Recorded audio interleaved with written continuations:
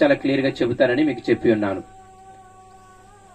అయితే ఈ సువార్త అనే విషయాన్ని మనం ఆలోచన చేసినప్పుడు, ఈ సువార్త అనేది యేసయ్య యొక్క చివరి కోరికగా,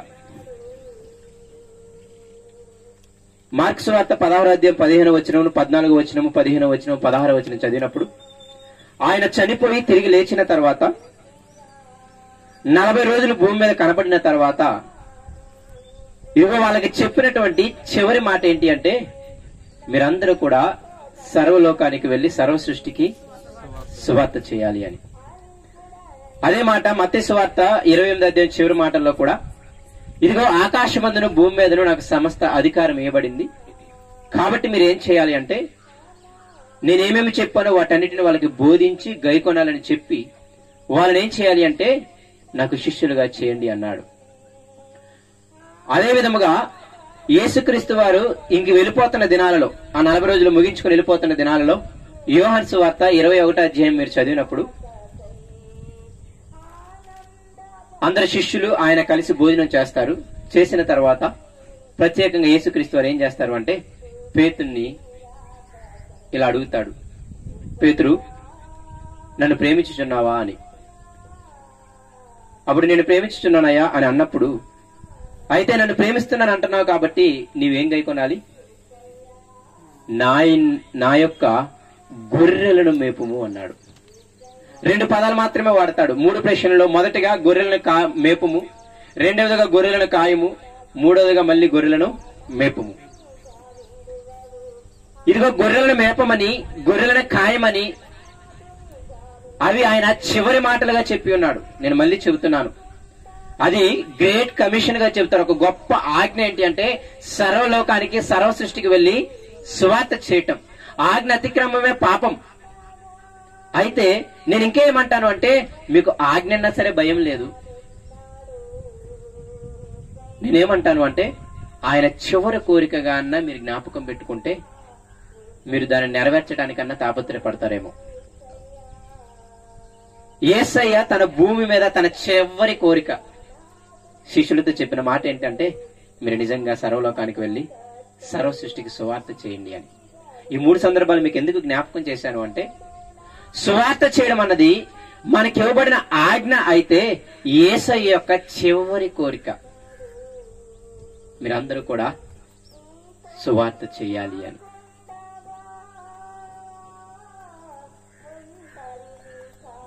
ఒక కరుడు కట్టిన నేరస్తుని కూడా ఏమడుగుతుంది అంటే ఈ లోకం, ఆ జైలు అధికారులు ఏమడుగుతారు అంటే, ఆ న్యాయస్థానం ఏమడుగుతుంది అంటే, నీ చివరి కోరిక ఏంటో చెప్పు, మేము తీరుస్తాము అంటది.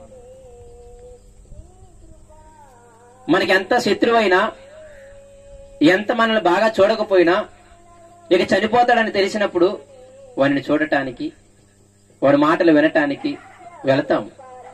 అవునా కదా? చివరి మాటలు చాలా విలువైనవని చెప్పి వెళ్లే వాళ్ళు కూడా ఉంటారు. అయితే నేను ఎందుకు ఈ మాట జ్ఞాపకం చేస్తున్నాను అంటే, యేసయ్య చివరి మాటగా చెప్పినది ఏంటి అంటే, ఆయన యొక్క చివరి కోరిక ఏంటి అంటే, ఇదిగో మీరందరూ కూడా శిష్యులారా, యోదయ సమరయ మొదలుకొని భూదిగంతముల వరకు మీరు నాకేమై ఉండాలి, సాక్షులై ఉండాలి. ఏం చేసి? నా యొక్క సువార్తని చేసి. అందుకే నేను ఎందుకంటున్నానంటే, ఆ యొక్క చివరి కోరిక, ఆ యొక్క ఆజ్ఞ వాళ్ళ హృదయాన్ని కలిచివేసింది. అందుకే శిష్యులందరూ కూడా చచ్చిపోవడానికి కానీ, తమ ఆస్తులను విడిచిపెట్టడానికి కానీ, వాళ్ళకంత త్యాగం ఎక్కడొచ్చింది అంటే, ఆ యేసయ్య యొక్క ఆ చిన్న సిలువ, లేకపోతే ఆ యేసయ్య యొక్క చిన్న చివరి కోరికుందే, అది వారికి జ్ఞాపకము వస్తూ ఉందన్నమాట. కాబట్టి నేను మళ్ళీ అంటున్నాను, యేసయ్య యొక్క చివరి కోరిక సువార్త చేసి కొంతమంది వ్యక్తులని కాయటము, వారిని మేపటము. మేపటం అంటే సరైన ఆహారము పెట్టడం, అనగా వాక్యము కానీ ఇది పెట్టటము. కాయటం అంటే వారి యొక్క కష్టములను, నష్టములను, బాధల్లో పరామర్శించటము. అర్థమవుతుందా? మేపడం అంటే ఆహారం పెట్టటము, కాయటం అంటే ప్రతి బాగోగు చూడటము, ప్రతి అవసరము చూడటాన్ని ఏమంటారు అంటే కాయటము అంటారు. అందుకే కాపరి అంటే ఏంటంటే, గొర్రెకొచ్చే ప్రతీది ఆయన చూస్తాడు. అందుకే ఆ రెండు పదాలను వేరుగా వాడి ఉన్నాడు, లేకపోతే ఒకే మాట వాడి ఉండేవాడేమో దేవుడు. అయితే ఇదంతా ఎందుకు నేను చెబుతున్నాను అంటే, సువార్త చేయవలసిన బాధ్యత ప్రతి ఒక్కరి మీద ఉందని మనం ఎరగాలి. అయితే నేను ఈ రోజు మీకు ఏం చెబుతాను అంటే, అసలు ఈ సువార్తలో ఎంత శక్తి ఉందో మీకు చెబుతాను. ఈ సువార్తలో ఎంత శక్తి ఉంది అంటే, దేవుని శక్తి అంతా కూడా ఈ సువార్తలో దాగి ఉందంట. ఎందులో దాగి ఉందంట? ఈ సువార్తలో దేవుని యొక్క శక్తి దాగి ఉందంట. నేను ఇంకొక మాట అంటాను, మనందరం ఈ లోకానికి రుణస్థులమంట. ఏంటంట? మనందరం ఈ లోకానికి ఏ విషయంలో తెలుసా? వాళ్ళందరికీ సువార్త చెప్పటంలో. మనం ఈ లోకం మొత్తానికి కూడా రుణస్థులమంట. ఏ విషయంలో అంటే వాళ్ళందరికీ సువార్తని ప్రకటించటంలో. అసలు సువార్త అంటే ఏంటి అని మీరు ఆలోచన చేస్తే మీ అందరూ గుక్క తిప్పుకోకుండా బట్టి మరి చెప్పగలిగిన విషయం ఏంటిది? యేసయ్య లేఖనముల ప్రకారము చనిపోయి సమాధి చేయబడి 3వ దినముల లేఖనముల ప్రకారము లేచాడు. ఈ సువార్త కదా. నిజమే, సువార్తలు ఏముండాలి అంటే ఆయన శిలువ త్యాగం ఉండాలి. ఆయన శిలువ వ్యర్థము కాకుండానట్లు నేను సువార్త చేస్తున్నాను పౌలు గారు అంటారు.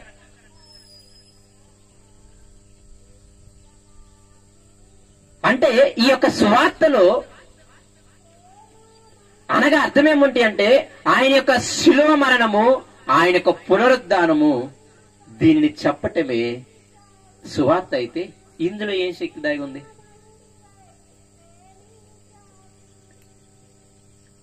పౌలు గారు చెప్పే మాటలు ఆలోచిద్దాం. రోమపత్రిక 1వ అధ్యాయం, చాలా జాగ్రత్తగా మీరందరూ ఆలకించాలి.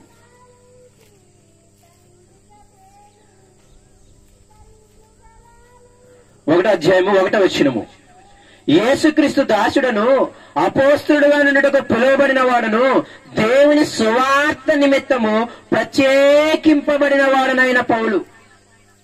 ఏంటంట? దేని నిమిత్తము? దేవుని సువార్త నిమిత్తము పౌలు గారు ఏమయ్యారంట? ప్రత్యేకింపబడ్డాడంట. దేవుని సువార్తను ప్రకటించడానికే పౌలు గారు ఏమయ్యారు అంటే ప్రత్యేకింపబడ్డాడు. అందుకే మీరు చూస్తే ఇక్కడ చెయ్యించు, మళ్ళీ 1 కొరింథీ పత్రిక రండి. చాలా జాగ్రత్తగా మీరు ఆలకించాలి. 1 కొరింథీ పత్రిక 1వ అధ్యాయము 17వ వచనము.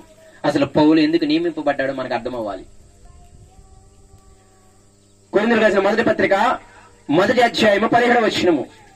బాప్తిస్మం ఇచ్చుటకు క్రీస్తు నన్ను పంపలేరు గాని క్రీస్తు యొక్క శిలువ వ్యర్థము కాకుండానట్లు, క్రీస్తు యొక్క శిలువ వ్యర్థము కాకుండానట్లు వాక్చాతుర్యము లేకుండా సువార్త ప్రకటించుటకే దేవుడు నన్ను పంపెను, యేసు నన్ను దర్శించెను. ఈ మాట మీరు చాలా జాగ్రత్తగా గుర్తుపెట్టుకోవాలి.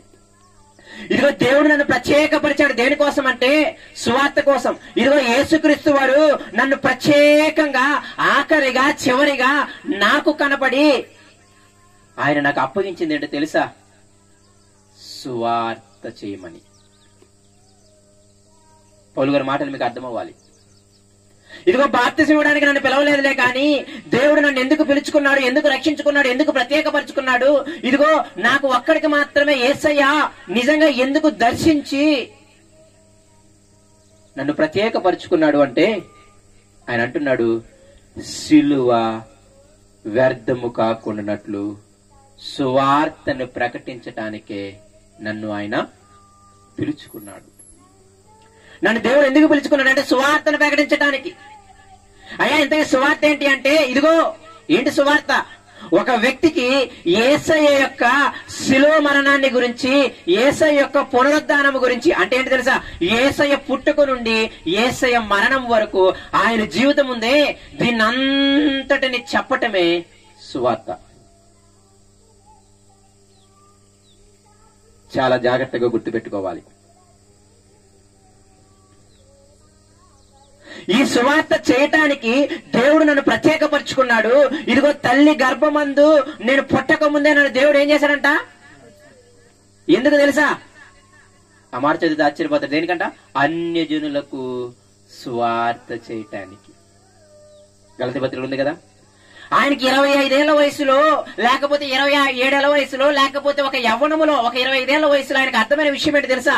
యేసయ్య దర్శించగానే ఆయనకు అర్థమైన విషయం ఏంటంటే, అయ్యో బాబోయ్, తల్లి గర్భము నుండే నన్ను దేవుడు ఏం చేశాడు? ప్రత్యేకపరుచుకున్నాడు. ఈ దోషకుణ్ణి, ఈ హింసకుణ్ణి, ఈ పాపాత్ముని, ప్రధాన పాపినైన నన్ను దేవుడు ఏం చేశాడు అంటే, తల్లి గర్భము నుండే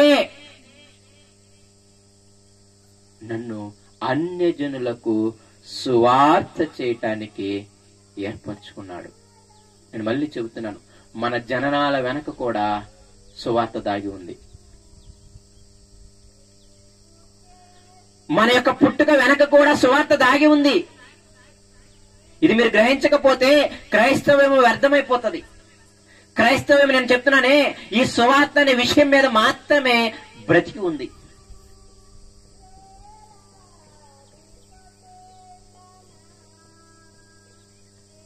సువార్త అనే మాట మీకు మూడు అక్షరాలుగా కనపడుతుందేమో, కానీ ఆ సువార్త వలనే ఈరోజు నువ్వు నేను రక్షింపబడి కూర్చొని ఉన్నాం. ఆ సువార్త వలనే, ఇదిగో ఆ సువార్త అపోస్తులకి పంచడం వల్ల, వాళ్ళు భూదిగంతముల వరకు వెళ్ళటం వల్ల, వాళ్ళు కొందరికి సువార్త అందించి వాళ్ళని ఇంకొందరికి సువార్త అందించమని, ఇదిగో మీరు పుట్టింది సువార్త అందించడానికని, ఇదిగో యేసయ్య సిలువ సాక్ష్యం మీరు చెప్పటానికి ఉన్నారని అందరికి చెబుతూ ఉంటే, ఈరోజు అందరు చెప్పుకుంటా వచ్చి ఈరోజు నీ కుటుంబంలో నీకు, నాకు, నీ చెవిన నా చెవిన పడి ఈరోజు ఎలా ఇక్కడ ఉండగలుగుతున్నాం? సువార్త అనేది లేకపోతే ఈరోజు నువ్వు నేను ఇక్కడ కూర్చుండే వాళ్ళం కాదు. సువార్త చాలా శక్తి కలిగింది, మీరు చాలా జాగ్రత్తగా ఆలోచించాలి. అయితే నేను దాని శక్తిని చెప్పే ముందు అసలు సువార్త అంటే ఏంటో మీకు చెప్పాను. ఆయన పుట్టుక నుండి ఆయన చనిపోయేంత వరకు, మళ్ళీ తిరిగి లేచినంత వరకు ఆయన చేసిన కార్యాలున్నాయే, వీటన్నిటినీ ఒక వ్యక్తికి చెప్పటం అనేది సువార్త. నేను మళ్ళీ చెప్తున్నాను కదా, ఈ సువార్త కోసమే మనం పుట్టాం, ఈ సువార్త చేయటానికే మనం పుట్టాం. మళ్ళీ చెబుతున్నాను, ఈ దేశానికి, ఈ ప్రపంచానికి మనందరం రుణస్తులం. ఈ మాట చదివినప్పుడు చాలా ఆశ్చర్యపోయా నేను. రోమపత్రిక 1వ అధ్యాయానికి రండి. పౌలు ఎంత మంచి పదజాలం వాడాడు. రోమపత్రిక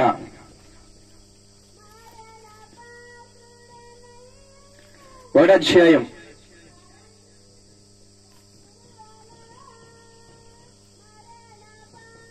13వ వచనం ఎంత బాగుంటుంది, చాలా జాగ్రత్తగా ఆలకించండి. రోమపత్రిక 1వ అధ్యాయం 13వ వచనం, సహోదరులారా, నేను ఇతరులైన అన్యజనులలో ఫలము పొందినట్లు మీలో కూడా ఫలమేదైనను పొందవల్లని అనేక పర్యాయములు మీ యొద్దకు రానుద్దేశించి గాని ఇది వరకు ఆటంకపరచబడితిని. ఇది మీకు తెలియకుండా నాకు ఇష్టము లేదు. ఏమన్నాడు చూసారా? నేను ఆల్రెడీ ఇంతకు ముందే ఆ ఎఫెసు సంఘాన్ని, గలతీ సంఘాన్ని, వీటన్నిటిని ఏర్పరిచేసి అన్యజనులు నేనేం పొందాను? ఫలము పొందాను. చాలా మందికి సువార్త చేసి నేనేం చేశాను? రక్షించాను. అలాగే ఈ యొక్క ఇదిగో మీ యొక్క రోము పట్టణానికి కూడా వచ్చి అక్కడ ఉన్న వారికి కూడా సువార్త చేసి నేనేం చేయాలనుకుంటున్నాను? మీ నుండి కూడా ఫలము పొందాలని ఆశపడుతున్నాను. మీకు అర్థమైందా పదం? ఇతరులైన అన్యజనుల్లో నేను ఫలం పొందాను అంటే అనేక మందికి నేను అన్యజనులకు ఏం చేశాను? సువార్త ప్రకటించి వాళ్ళందరినీ రక్షించాను, వాళ్ళందరినీ ఆహ్వానించాను. యేసుక్రీస్తు యొక్క మహిమ మీరు పొందాలమ్మా. ఆ పొందటానికి మీరేం చేశారు? మా సువార్త వలన మీరేం చేయబడ్డారు? పిలవబడ్డారని తెస్సలోనికీయులతో అంటాడు. ఇక్కడ చేయించి కావాలంటే మళ్ళీ ఆ తెస్సలోనికీ 2వ పత్రిక ఒకసారి చూడండి. ఇక్కడ చేయించండి, మళ్ళీ ఇక్కడికి వస్తాం. 2వ తెస్సలోనికీ పత్రిక 2వ అధ్యాయము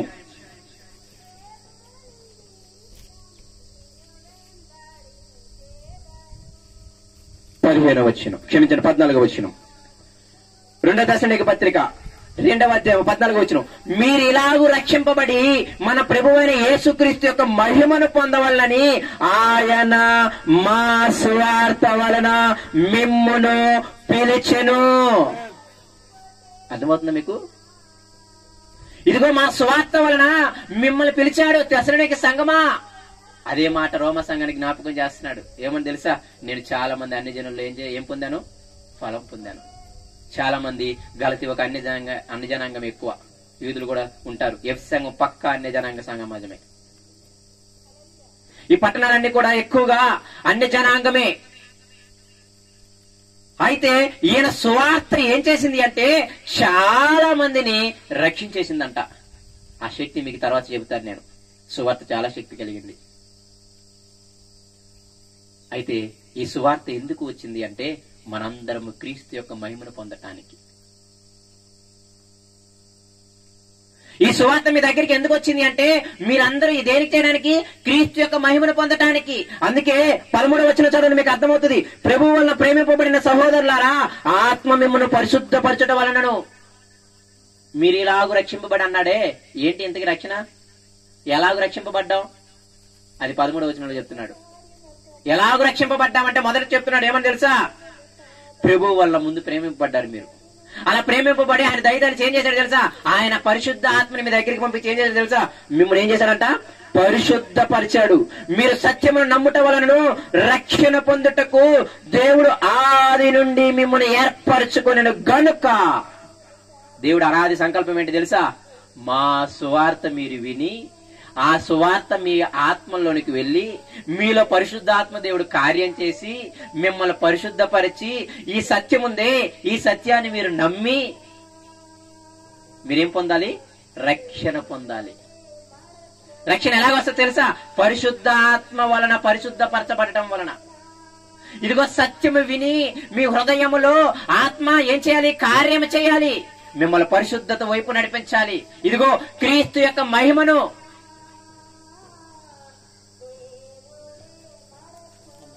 మనకి నిజంగా ఒక్కొక్క పదజాలం అర్థమవుతుంటే ఆత్మ వలన పరిశుద్ధపరచబడిన వారమై సత్యాన్ని మనం అంగీకరించి ఈ విధంగా రక్షించబడ్డాం. ఎందుకు తెలుసా? యేసయ్య యొక్క మహిమను నీవు నేను పొందటానికి. అయితే వీటన్నిటికీ దోహదం చేసింది ఏంటి తెలుసా? మా సువార్త. మా సువార్త. కాబట్టి ఏమంటున్నాడంటే 15వ వచనంలో, కాబట్టి సహోదరులారా నిలకడగా ఉండి బోధింపు మా నోటి మాట వలనైనను మా పత్రిక వలనైనా మీకు బోధింపబడిన విధులు ఏం చేయాలి? గట్టిగా చేపట్టండి.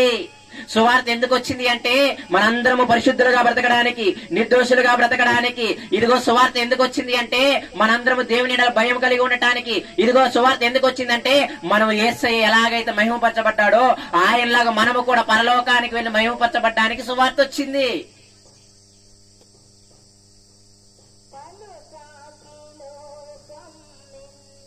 సరే వద్దాం రోమపత్రికకి.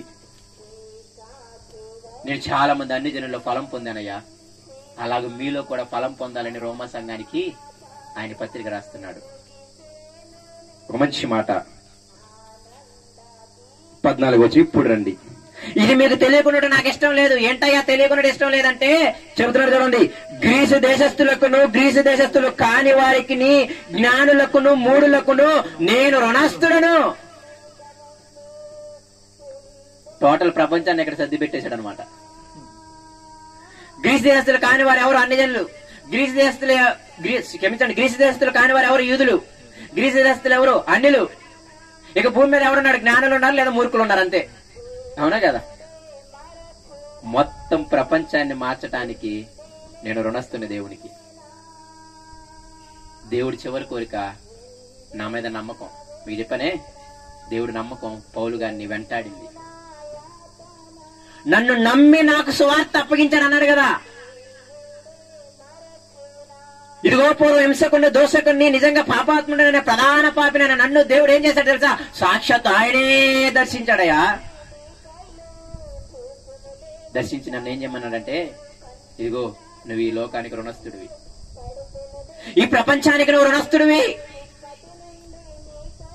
ఈ ప్రపంచానికి ఎవరంట పౌలు గారు? రుణస్థుడు.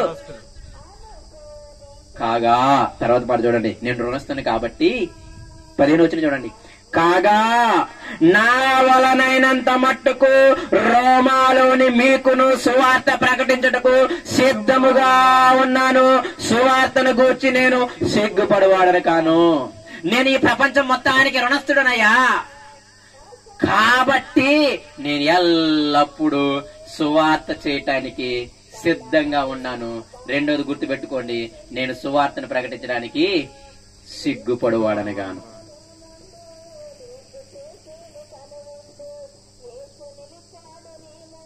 ఎంత అవగాహన పౌలు గారి జీవితంలో ఉందో మీరు చాలా జాగ్రత్తగా ఆలకించాలి. దేవుడు పట్ల కృతజ్ఞత కలిగిన భావం అంటే ఇదే. నన్ను నమ్మి నువ్వు నన్ను రక్షించుకున్నావు, కారణం ఈ లోకానికి నేను సువార్త చేయాలి. నేను ఈ లోకానికి రుణస్తుడు ఏం చేస్తాడు చెప్పండి? తప్పకుండా చేస్తాడు. అప్పుడప్పుడు మీరు అంటారే, ఈ మాట మీకు అర్థమవలేదేమో, ఇదిగో ఆయనకి సహాయం చేయడానికి నేను ఆయనకు రుణస్తున్నయ్యా. ఎందుకు? ఒకప్పుడు నాకు సహాయం చేశాడు. ఈరోజు వాళ్ళు బాధలో ఉన్నప్పుడు వాళ్ళకి నేను సహాయం చేయడానికి నేను రుణస్తున్నాయా? ఎందుకంటే ఒకానొక రోజు నా కుటుంబం బాధల్లో ఉన్నప్పుడు వాళ్ళు నాకు, ఇది రుణస్తులు అన్నమాట. లోకానికి రుణస్తులమేంటి? మనం రుణస్తులమే. మనం ఈ లోకానికి రుణస్తులమే. ఎందుకంటే దేవుడు పాపాత్ములైన మనలందరినీ కూడా నీతిమంతులుగా తీర్చిదిద్దాడు కాబట్టి. దేవుడికి కృతజ్ఞత కలిగి ఉండమంటే ఆయన నోటి మాటతో స్తుతించడం కాదు. యెహోవా ఇశ్రాయేలు జనాంగం ఆయన స్తుతించండి. ఎలాగ స్తుతించాలయ్యా? అన్య జనులలో ఆయన ఆశ్చర్య కార్యములను, ఆయన అద్భుతములను ప్రకటన చేయుండి. స్తుతించడంలో మొదటి భాగం ప్రకటించడం. మీరు ఇక్కడ చదవండి కావాలంటే కీర్తన గ్రంథాలు గానీ, లేకపోతే ఇజ్రాయేల్ చరిత్ర గాని. ఇజ్రాయేల్ సమాజాన్ని కూర్చోబెట్టి ఏమంటాడు తెలుసా? ఇజ్రాయేల్ సమాజం మీరేం చేయాలి? యెహోవాను స్తుతించండి అని చెప్పి ఏ విధంగా స్తుతించాలి అంటే, మొట్టమొదటి మాట, ఆయన మీకు చేసిన ఆశ్చర్య కార్యములను, అద్భుతములను మీరేం చేయాలి? అన్యజనులలో ప్రకటన చేయాలి, ప్రకటన చేయాలి, ప్రకటన చేయాలి. అదే సువార్త.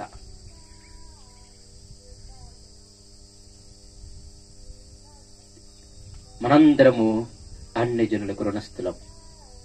అన్ని జనులకు మాత్రమే కాదు, ఈ లోకానికి మనము రుణస్థులం. మీరు గుర్తుపెట్టుకోండి. కాగా నేను రుణస్తున్నాయా కాబట్టి నేను ఎప్పుడు కూడా సిద్ధంగా ఉంటాను. దేనికి? వానికి సహాయం చేయడానికి. ఆ వ్యక్తి నాకు సహాయం చేశాడు కాబట్టి నేను ఎల్లప్పుడూ సిద్ధపడి ఉంటాను. నేను ఆ వ్యక్తికి సహాయం చేయడానికి ఎప్పుడు సిగ్గుపడను. ఎందుకంటే ఇంతకుముందు నాకు ఆ వ్యక్తి సహాయం చేశాడు. నేను ఆ వ్యక్తికి రుణస్తుని. ఎవడేమన్నా నాకు ప్రాబ్లం కాదు. ఎందుకంటే అప్పుడు మీకు ధైర్యం వస్తుంది, వాడే నన్ను కాపాడాడు, ఇడి కాదు, వాడే నన్ను ఆదుకున్నాడు, ఇడి కాదు. కాబట్టి ఎవడేమనుకున్నా నాకు సిగ్గు లేదు, నేను సిగ్గుపడను. నేను ఎల్లవేళలో వాడికి సహాయం చేయడానికి సిద్ధంగా ఉంటాను. అలాగ పౌలు గారు కృతజ్ఞత భావం అంటే ఇదే. దేవుని ఎడల కృతజ్ఞత భావం అంటే ఇదే. నన్ను నమ్మి నన్ను ప్రత్యేకపరిచాడు అపోస్తలుడిగా. అపోస్తలు అంటే ఎలా ఉండాలి తెలుసా? వాళ్ళకు గుర్తేంటి అపోస్తలుడికి? యేసయ్యను చూసి ఉండాలి, యేసయ్యతో పాటు తిరిగి ఉండాలి. అపోస్తలు గారి మొదటి అధ్యాయం చదవండి. 12 మందిలో ఒకరు చనిపోయాడు, యోధా గారు. ఇప్పుడు ఒక పోస్ట్ ఖాళీగా ఉంది. ఆ పోస్ట్ కి ఇంకొకరిని చేర్చుకుందాం అనుకున్నారు. అలా చేర్చుకుందాం అనుకున్నప్పుడు ఏం చేశారు చెప్పండి? అపోస్తలుడుగా 12 మందిలో చేర్చబడాలంటే ఒక అర్హత ఉండాలి. ఏంటి? యేసయ్య దగ్గర ఆయనతో పాటు తిరిగి, ఆయనతో పాటు చూసి ఆయన్ని ఉండాలి. అలా ఎతికినప్పుడు, జల్లెడు పట్టినప్పుడు ఒక 10 మంది, ఒక 5 మంది వచ్చారు. యేసయ్య ప్రారంభం నుండి సువార్త చేసే 33.5 సంవత్సరాల నుండి కూడా 30వ ఏట నుండి ఆ 3.5 సంవత్సరాలు ఆయనతో పాటు తిరిగిన వాళ్ళల్లో, ఆయన్ని చూసిన వాళ్ళల్లో జల్లెడు పడితే ఎంత వచ్చిందంటే, శిష్యులు కాకుండా ఒక 10 మంది 15 మంది వచ్చింది. మళ్ళీ వీళ్ళు ఎవరు చేయాలి? అందుకు చీట్లు వేశారు. అలా చీట్లు వేయగా వచ్చిన వ్యక్తే మత్తయ్య గారు. ఇదిగో దేవుడు కంపల్సరిగా, దేవుణ్ణి అనగా యేసయ్యని కంపల్సరిగా చూస్తేనే వాడు అపోస్తలుడు. అందుకే నొక్కి చెప్తాడు ఇక్కడ, నేను యేసయ్య నాకు కనపడ్డాడు, నేను కూడా అపోస్తలునే. వాళ్ళకి యేసయ్య కనపడి వాళ్ళతో యేసయ్య జీవించాడు. ఎన్ని సంవత్సరాలు? 3.5 సంవత్సరాలు వాళ్ళని తిప్పించుకున్నాడు బాగా. తర్వాత 40 రోజులు కనిపించి వాళ్ళకి చెప్పిన ఒకే ఒక మాట ఏంటి తెలుసా? నా చివరి కోరిక ఏంటంటే, మీరు సర్వలోకానికి వెళ్ళి సర్వ సృష్టికి సువార్త చేయాలి. అదే విధంగా నాకు కూడా కనపడి అదే ఆజ్ఞ చెప్పాను నాకు కూడా. అందుకని అన్నాడు, దేవుని చేత ప్రత్యేకింపబడ్డాను. దేనికోసం? సువార్త కోసం. నన్ను దేవుడు పిలుచుకున్నాడు దేనికోసం? సువార్త చేయడానికి. నేను రుణస్థులను కాబట్టి నేను సువార్త చేయడానికి ఎల్లప్పుడూ సిద్ధంగా ఉంటాను. ఎవరి దగ్గర సిగ్గుపడను. ఎందుకు? సిగ్గుపడ్డాడు చెప్పండి? ఎందుకు సిగ్గుపడ్డాడు చెప్పండి? కింద చెప్తున్నాడు దానికి కూడా సమాధానం. ఎందుకు సిగ్గుపడనంటే కింద చెప్తున్నాడు చూడండి సమాధానం. ఏలయనగా 16వ వచనము, సువార్తను గురించి నేను సిగ్గుపడవాడని కాను. ఎందుకు తెలుసా? ఎందుకంటే నమ్ము ప్రతి వానికి, మొదట యూదునికి గాని గ్రీసు దేశస్తునికి కూడా రక్షణ కలుగు చేయుటకు అది దేవుని శక్తి అయి ఉన్నది. నేనెందుకు సిగ్గుపడనంటే, నేనెందుకు భయపడనంటే, నేనెందుకు మొహమాట పడను అంటే ఆ సువార్త ద్వారా తప్ప ఎవడు పరలోకన పోలోడు. నాకు తెలుసు ఆ విషయం. ఆ సువార్తలో ఏముంది? యేసయ్య యొక్క మరణము, యేసయ్య యొక్క పునరుద్ధానం ఉంది. అదేంటి తెలుసా? ఆయన యొక్క శక్తి ఉంది అందులో. మీకు ఆశ్చర్యకరమైన ఆడ చెప్పనా? 1 కొరింథీ పత్రిక మళ్ళీ వెళ్ళండి ఒకసారి. తెప్పొద్దులు మళ్ళీ చూడండి. 1:21-22 వచనాలు ఉంటాయి. ఏమన్నట్టు తెలుసా? యూదులేమో సూచక్రియలు అడుగుతున్నారంట, గ్రీసు దేశస్తులు ఏమో అడుగుతున్నారంట, జ్ఞానం అడుగుతున్నాడంట. మరి వాళ్ళు ఏం చెప్తున్నారంట పౌలు గారు? ఆ మాట చూద్దాం రండి. ఇక్కడ చేయొచ్చండి. ఈ 2 మాటలకి ఇంకెక్కడే తిప్పంలే, ఇబ్బంది పడమాకండి. 1 కొరింథీ 1వ అధ్యాయము 22వ వచనము. 1 కొరింథీ 1వ అధ్యాయం 22వ వచనము. ఇదిగో యూదులేమో సూచక్రియలు చేయమని అడుగుతున్నారు, గ్రీసు దేశస్తులేమో జ్ఞానం వెదకుచున్నారు, అయితే మేము సిలువ వేయబడిన క్రీస్తును ప్రకటించుచున్నాము. ఇదేమి విచిత్రం? మీకు అర్థమవుతుందా? వాళ్ళేమో అద్భుతాలు సూచక్రియలు కావాలంటున్నారు సపోజ్. వీళ్ళేమో తత్వవేత్తలు, గ్రీసు దేశస్తులు, మంచి సైంటిస్టులు, జ్ఞానవంతులు, మాకు జ్ఞానం చెప్పు అంటున్నారు. ఏనేం చెప్తున్నాడంట? ఏం చెప్తున్నాడంట? యేసయ్య గురించి చెప్తున్నాడంట. ఏమైనా సంబంధం ఉందా వాళ్ళు అడిగేదానికి వీళ్ళు అడిగేదానికి అని చెప్పేదానికి? ఇందాక మీకు చెప్పానే, సువార్త ఏముందంట? దేవుని శక్తి అయి ఉన్నది. అరే నాయన, అసలైన జ్ఞానం ఏంటి తెలుసా? యేసయ్య సువార్తే. అసలైన జ్ఞానం ఎవరు తెలుసా? యేసయ్యే. అందుకే మీరు చూడండి 30వ వచనం చూడండి, 31వ వచనము.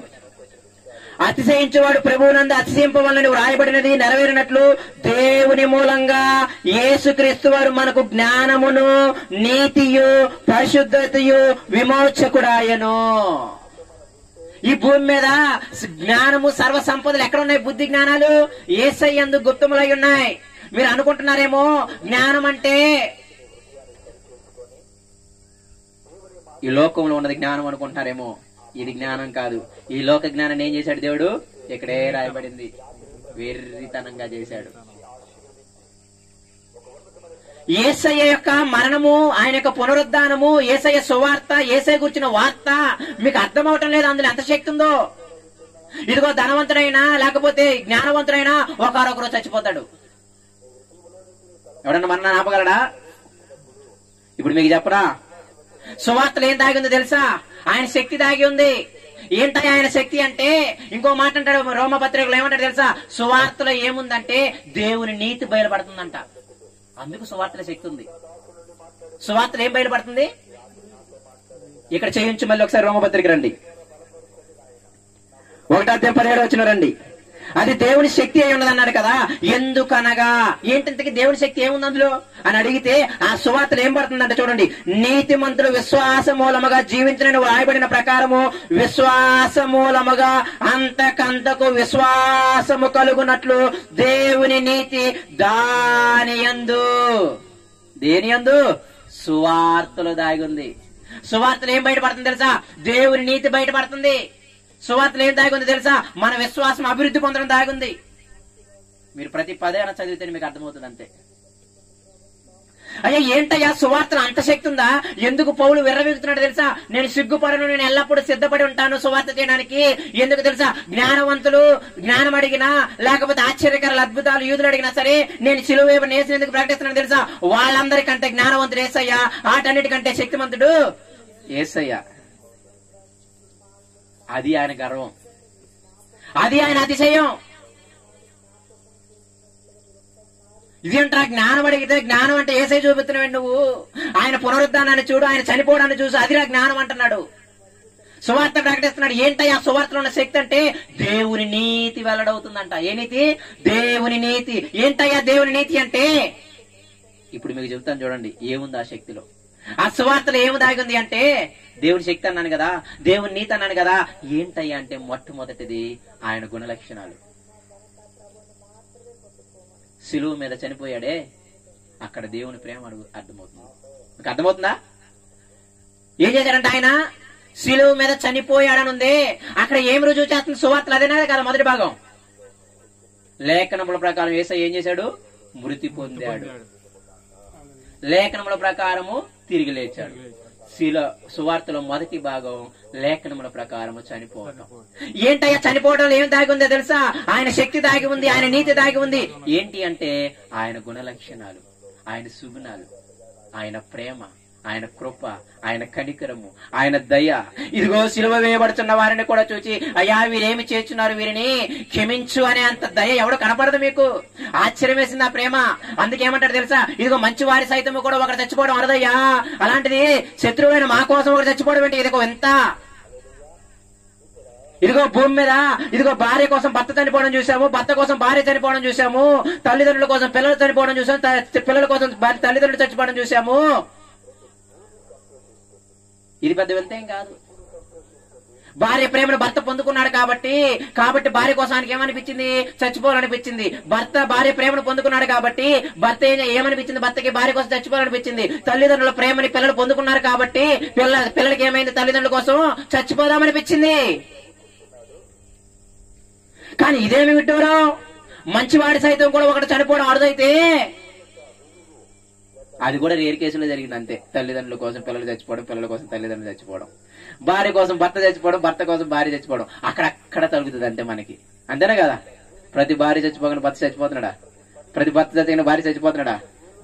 చక్కగా తీసుకెళ్ళి ఆలో పడేసి వస్తున్నారు. అంటే నేనేమంటున్నానంటే ఇన్ని సంవత్సరాలు భర్త నిన్ను పోషించాడు కదా, ఇన్ని సంవత్సరాలు భార్య నిన్ను నిజంగా తన కష్టార్జితం పోసి తన కష్టం పోసి నిన్ను పోషించింది కదా, ఇన్ని సంవత్సరాలు తల్లిదండ్రులు తమ కష్టం పోసి నిన్ను పెంచారు కదా. కాబట్టి నువ్వు చచ్చిపోవడము ఒక మంచి క్రియే, అది సాధారణమైన క్రియే. కానీ అది కూడా జరగట్లేదు ఆఖరికి. అటువంటిది పాపాత్ములమైన దోషకులమైన యేసయ్య మాటలు వినబడుతుంటే పో పో పో అని ఎన్నిసార్లు అన్నాము. ఇలాంటి వారి కోసం ప్రాణం పెట్టడం ఏంటి? చాలా విడ్డూరం. ఇదే సువార్తలో దాగి ఉన్న శక్తి. ఇదేంటయ్యా నిన్ను బల్లెంతో పొడుస్తుంటే, ముళ్ళ కిరీటం పెడుతుంటే, ఉమ్మి వేస్తుంటే, ప్రభువా వీరేమి చేస్తున్నారు, వీరు ఎరుగురు, క్షమించని ఏముంది చెప్పానే? ఆ శిలువలో ఆ సువార్తలో దేవుని శక్తి ఉంది. అదే దేవుని సుగుణాలు, దేవుని ప్రేమ, కనికరము, దయ. అందుకే మీరు చూస్తే చూడండి ప్రేమని దేవుని పిల్లలారా, సువార్తలో మొట్టమొదటిగా ఏముంది అంటే దేవుని ప్రేమ ఉంది. అదే లేఖనముల ప్రకారం ఆయన చనిపోవడం అనే మాట అదే తెలియజేస్తుంది. ఆయన సుగుణాలు, ఆయన గుణ లక్షణాలు, ఆయన వాత్సల్యం, ప్రేమ, కరుణ, ఇంకా మీ ఎన్ని తీసుకోండి, ఆయన సహనము, ఓర్పు, దీర్ఘశాంతము, ఈ గుణగణాలన్నీ ఆ సిలువలోనే కనపడ్డాయి. ఇక రెండోది ఉంది. ఏం దాగి ఉందయ్యా సిలువలో అంటే? సువార్తలో రెండో శక్తి ఏంటో తెలుసా? లేఖనముల ప్రకారం ఆయన ఏం చేశాడంట? తిరిగి లేచాడు. దేవుడు ఎటువంటి వాడంటే తెలుసా? సర్వశక్తిమంతుడు. ఇది మృతి పొంది తిరిగి లేగడం అనుకున్నదే. పునరుద్ధానుడు అయ్యాడనే మాట ఎందుకు అంత శక్తి కలిగింది తెలుసా? ఈ భూమి మీద ఎవడు చేయలేదు దాన్ని. చనిపోయి తిరిగి లేచి ఏం రుజువు చేశాడంటే ఆయన దేవుని కుమారుడని రుజువు చేశాడంట. ఎవడంట? ఏం రుజువు చేశాడు చనిపోయి తిరిగి లేవడం వల్ల? ఇక్కడ రోమపత్రికలు ఉన్నారు కదా, కావాలంటే ఆ మాట కూడా చదివి వినిపిస్తాను చూడండి. 1వ అధ్యాయము 2-7 వచనాలు కలిసి ఉన్నాయి కదా, అందులో మీరు మధ్యలోకి వెళితే 1, 2, 3, 4, 5, 6, 7, 8వ లైన్కి రండి. మొదటి 8వ లైన్కి, దేవుడు తన కుమారుడును మన ప్రభు అయిన యేసుక్రీస్తు విషయమై ఆ సువార్తను పరిశుద్ధ లేఖనము చేశాడు. తర్వాత చూడండి, యేసుక్రీస్తు శరీరమును బట్టి ఏంటంట? దావీదు సంతానముగాను మృతుల్లో నుండి పునరుద్ధానుడైనందున పరిశుద్ధ ఆత్మను బట్టి దేవుని కుమారుడుగాను ప్రభావముతో నిరూపింపబడెను. ఇదిగో పునరుద్ధానం ఏముంది తెలుసా? ఆయన దేవుడని రుజువు చేశాడు. యేసుక్రీస్తు వారు దేవుడు కుమారుడు అంటే దేవుడు అని అర్థం. దేవుడు కుమారుడు అంటే నిజంగానే దేవుడు అని అర్థం. పునరుద్ధానంలో రెండోది దాగి ఉంది ఏంటి తెలుసా?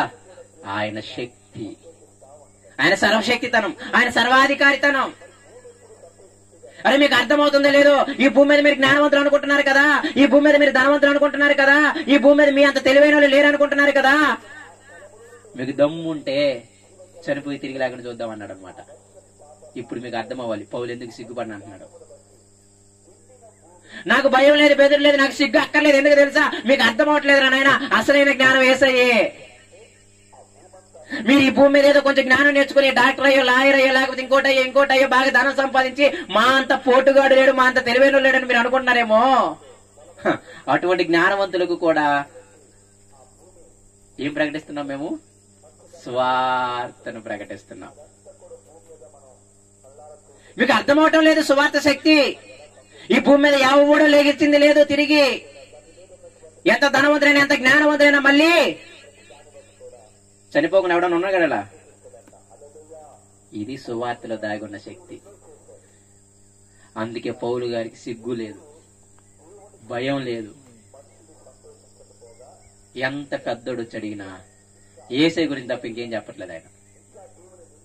కొరింథీయులకు చాలా క్లియర్ గా చెప్తాడు ఆయన, మేము వాక్చాతుర్యత మీ దగ్గరికి రాలేదు, మేము ఒక్కటే మీకు ప్రకటించాం. ఎవరిని? యేసయ్యని. సువార్త శక్తి అటువంటిది ప్రియమైన దేవుని పిల్లలారా. మీకు తెలుసా ఆ సువార్తలో అనగా ఆ శిలువలో సువార్తలు ఏముంది? మరణము, పునరుద్ధానం ఉంది. ఆ మరణంలో దేవుని ప్రేమ కనపడుతుంది, ఆ పునరుద్ధానంలో ఆయన సర్వశక్తితనము, సర్వాధికారం కనపడుతుంది. దీనికి ఏమైపోయింది తెలుసా? దెబ్బకి ప్రతి మోకాలు ముంగింది. ఇప్పుడు మీకు అర్థమైంది సువార్త అంత శక్తిమంతుగా. పేతురు గారు నిల్చొని ఏం చేశాడు? మొదలెట్టాడు సువార్త. అనగా యేసయ్య పుట్టుకు నుండి చచ్చిపోయేంత వరకు కూడా మొదలెట్టేశాడు. అపోస్తలుల గారు 2వ అధ్యాయం మీరు చదివితే, ఎప్పుడైతే అపోస్తలుల గారు 2వ అధ్యాయం 14వ వచనం నుండి ప్రారంభిస్తారు ప్రసంగం, 2వ అధ్యాయం 14వ వచనం నుండి ప్రసంగం ప్రారంభిస్తే 31వ వచనానికి అవుతుంది. ఆ 31వ వచనం చివరిలో ఏమంటాడు తెలుసా?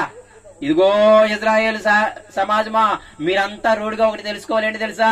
మీరు ఎవరినైతే సిలువ వేసి చంపారో ఈ యేసయ్య అనే దేవుడు ఏం చేశాడో తెలుసా? క్రీస్తుగాను ప్రభువుగాను నియమించున్నాడు. ఇది ఇజ్రాయేల్ వంశం అంతా రూఢిగా ఏం చేయాలి? గుండెలు జారిపోయే వాళ్ళకంతే.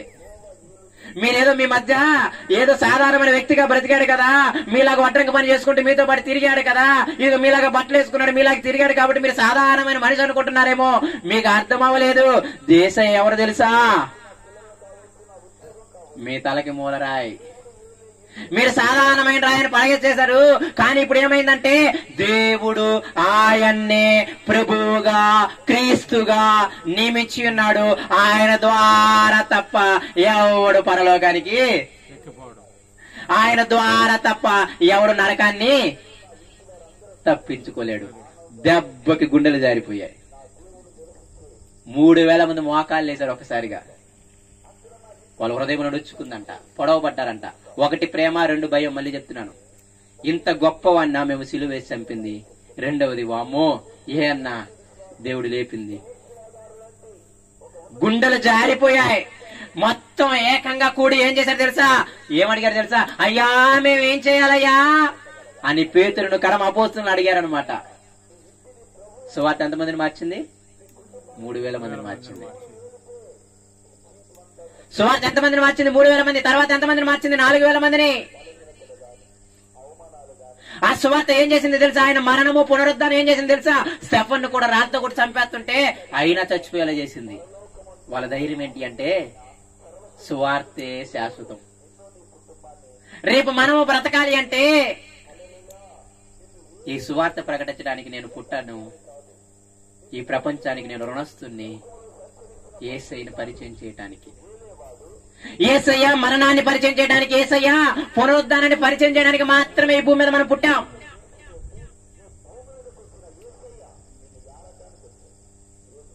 మీకు ఇప్పుడు అర్థమవుతుందో లేదో చూడండి.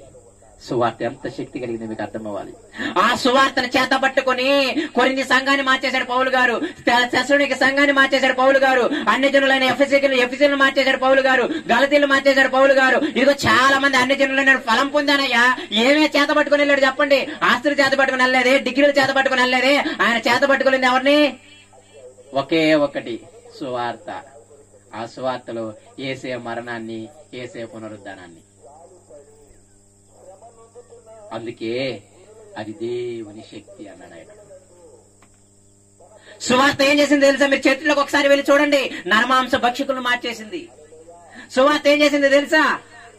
మద్యపానీయులు మార్చేసింది, వ్యభిచారులను మార్చేసింది. సువార్త ఒక మూర్ఖుడైన భర్తలను మార్చేసింది, భార్యను మార్చేసింది. సువార్త ఒక తిరుగుబోతులైన కుమార్తెను మార్చేసింది.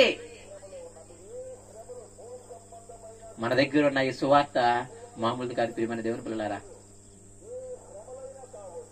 యేసయ్యని మీరు మామూలు వ్యక్తిగా చూస్తున్నారేమో. నేను మళ్ళీ చెబుతున్నాను, సువార్త ముందు మీరు అర్థం చేసుకోండి. యేసయ్యని పరిచయం చేయాలంటే వణికిపోతుంటారు మీరు. యేసయ్యని పరిచయం చేయాలంటే వాడేమనుకుంటాడని ఇక్కడే మీరేం చేస్తారు? వాడు చాలా ధనవంతుడు, వాడు చాలా తెలివైనడు, వాడు చాలా చదువుకున్నాడు, వాడికి మనం ఏం చెబుతాం? ఏం చెప్పక్కర్లేదు, యేసయ్య గురించి చెప్పు చాలు. అరే నువ్వు చదువుకున్నా, నువ్వు ధనవంతుడైనా ఏదైనా సరే రేపు చనిపోయి తిరిగి లగాలి అంటే యేసయ్య తప్ప ఎవడు నిన్ను తీసుకెళ్ళలేడురా. రేపు నువ్వు నరకాన్ని తప్పించుకోవాలంటే యేసయ్య తప్ప ఎవడు తప్పించలేడురా. అంత గొప్ప సువార్తని మన చేత పట్టుకుంది. ఆ సువార్తలో దేవుని నీతి అల్లాడవుతుంది ప్రియమైన దేవుని పిల్లారా.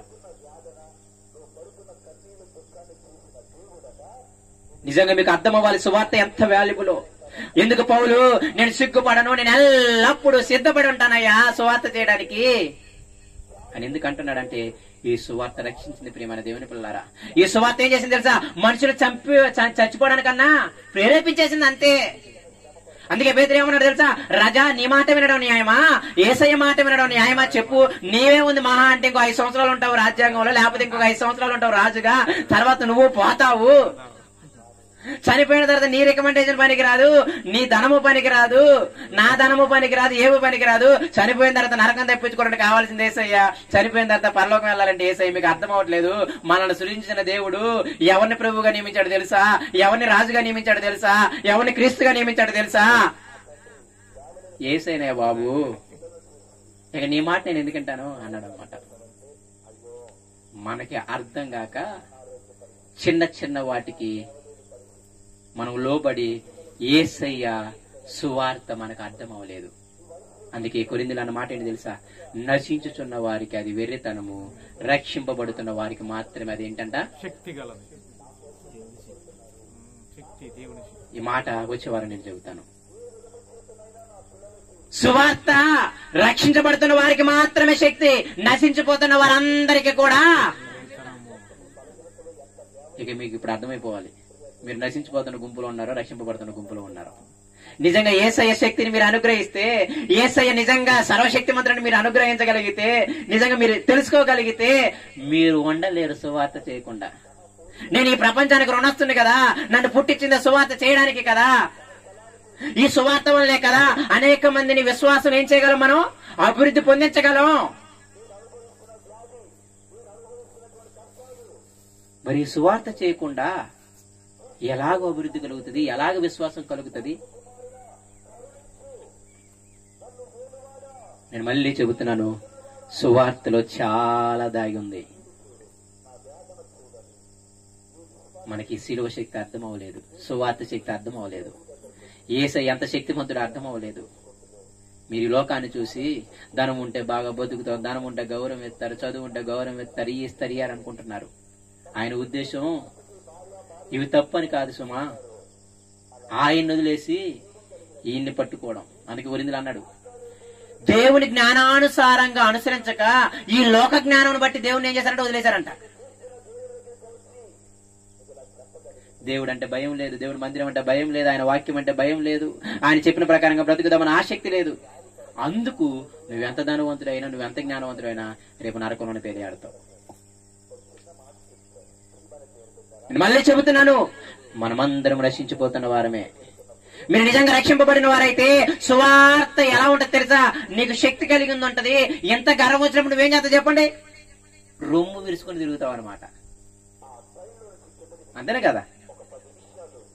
ఇప్పుడు నేను అంటాను, మీ కాలేజీలో ఏవో సెక్యూరిటీ జాబ్ ఇస్తున్నారు, లేకపోతే స్వీపర్ జాబ్ ఇస్తున్నారు, నేను చెబితే ఇస్తారని నీకు తెలిసిందనుకోండి, ఇప్పుడు నువ్వు రొమ్మెగరేస్తావు ప్రతి వాడి దగ్గరికి వెళ్ళి, రా నేను జాయిన్ చేసుకుంటాను ఇది కావాలంటే. అంతేనే కదా? ఎందుకు చెప్పండి? నీకు అధికారం వచ్చిందని అర్థమైంది.